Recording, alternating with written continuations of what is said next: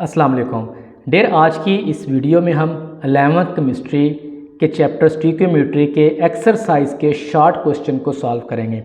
तो चलते हैं अपने आज के टॉपिक की तरफ।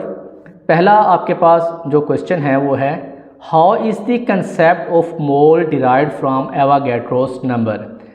तो there, the concept of mole is based on Avogadro's number which is 6.022 10 raised to power 23. According to Avogadro, 1 mole of any substance contain exactly 6.022 10 raised to power 23 particles, whether atoms, molecules, ions or formula units. This number was derived from experiments involving gases, where it was found that 1 mole of a gas at standard temperature and pressure occupies 22.4 cubic decimeter volume and contain this fixed number of particles. Therefore, the mole is a counting unit. Just like a dozen means 12 atoms, 1 mole means 6.022 10 raised to power 23 particles, and this is known as Avogadro's number.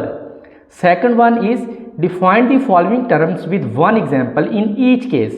First one is molar mass. So there, the mass of 1 mole of a substance expressed in grams is called molar mass. Its unit is gram per mole. For example, the molar mass of water H2O is 18 gram per mole because 2 hydrogen atoms and 1 oxygen atom together make 18 AMU. So 1 mole of H2O weighs 18 grams. Next हमारे पास है molar volume. The volume of 1 mole of an ideal gas at STP, standard temperature and pressure, is called molar volume. Its value is equal to 22.4 cubic decimeter. For example, 1 mole of oxygen gas occupies 22.4 cubic decimeter at STP. So molar volume कितना हो जाएगा? 22.4 cubic decimeter per mole at STP. Next हमारे पास है molar concentration. Molar concentration of a solution is given as mole per cubic decimetre, which is the number of moles of a substance, reactant और product dissolves per volume of a solution in cubic decimeter. For example, if 1 mole of NaCl is dissolved in 1 cubic decimeter of water, the molar concentration is 1 mole per cubic decimeter. So molarity M is equal to moles of solute over volume of solution in cubic decimeter. Next हमारे पास है, what do you mean by molar volume of a gas? How Avogadro's number is related with molar volume? So dear, molar volume of a gas is the volume occupied by 1 mole of an ideal gas at standard temperature and pressure STP. This volume is fixed and equal to 22.4 cubic decimeter or liters. According to Avogadro's law, 1 mole of any gas contains Avogadro's number of particles 6.022 10 raised to power 23 and occupies 22.4 cubic decimeter at STP.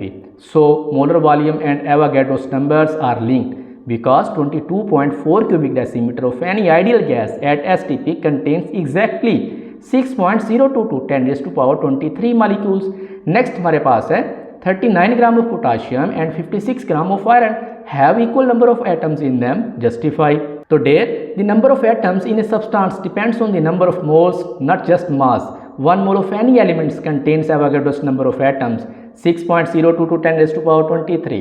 The molar mass of potassium is 39 gram per mole and that of iron is 56 gram per mole. So 39 gram of potassium is equal to 1 mole and 56 gram of iron is equal to 1 mole. Since both are 1 mole, they contain equal number of atoms, that is 6.022 10 raised to power 23 atoms each.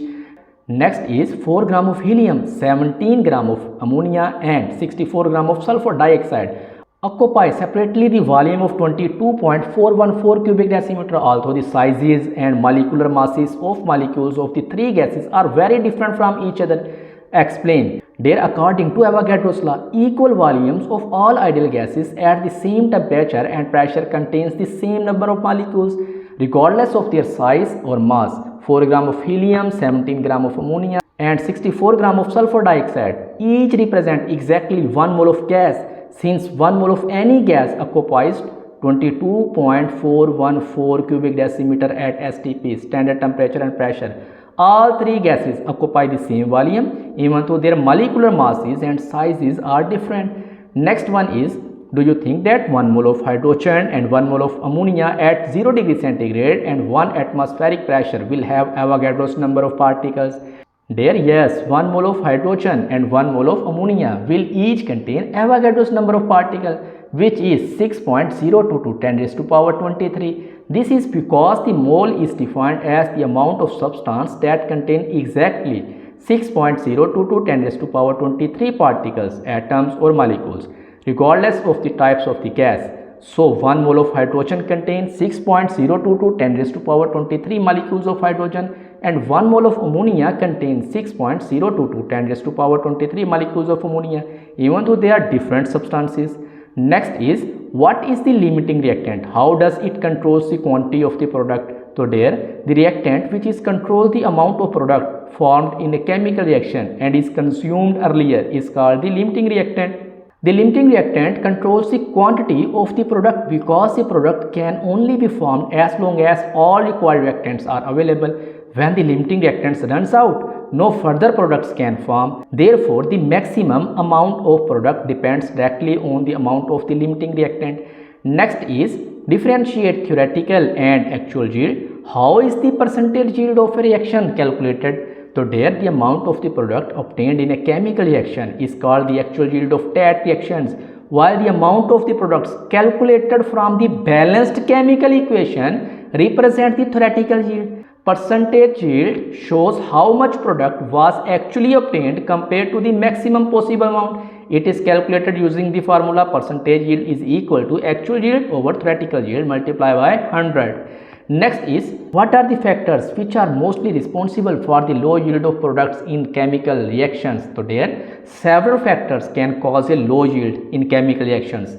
These include incomplete reactions, where reactants do not fully converted into product, formation of side products due to side reactions, loss of product during purification or separation steps, filtration, washing, drying and crystallization if not properly carried out, decreases the actual yield, and reversible reactions also decrease the yield of products. उम्मीद है आज का lecture आपको पसंद आया होगा। अगर आपको कोई कन्फ्यूजन है तो ज़रूर कमेंट करें, मैं रिप्लाई करने की पूरी कोशिश करूँगा।